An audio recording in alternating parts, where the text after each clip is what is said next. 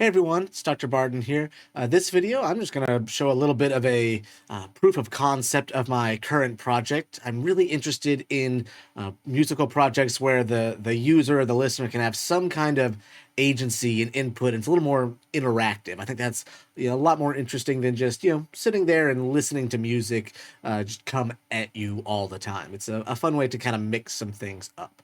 So I've got a little proof of concept right here for my current project. And I'm just going to go through the code here, do a quick little demo, and show you what's going on. So the first thing I have is an Arduino. I have off to the side here.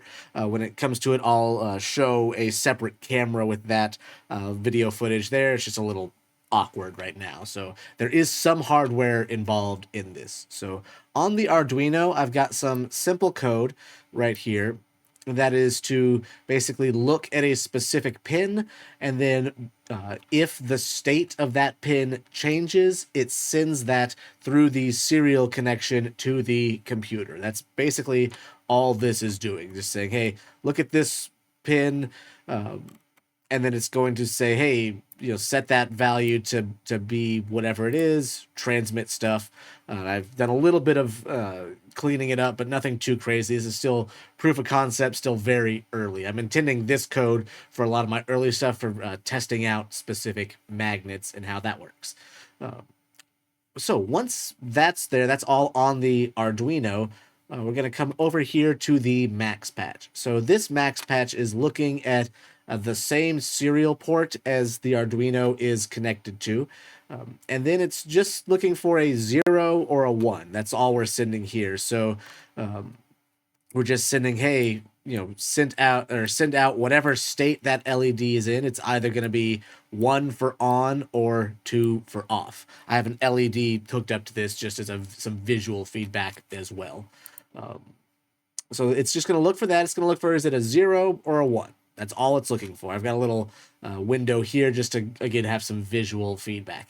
If it is a 1, what it's going to do is it's then going to pick a random number and use that to trigger a different random audio file at any given time. So again, it's just going to say, hey, did I get a 1 from the Arduino?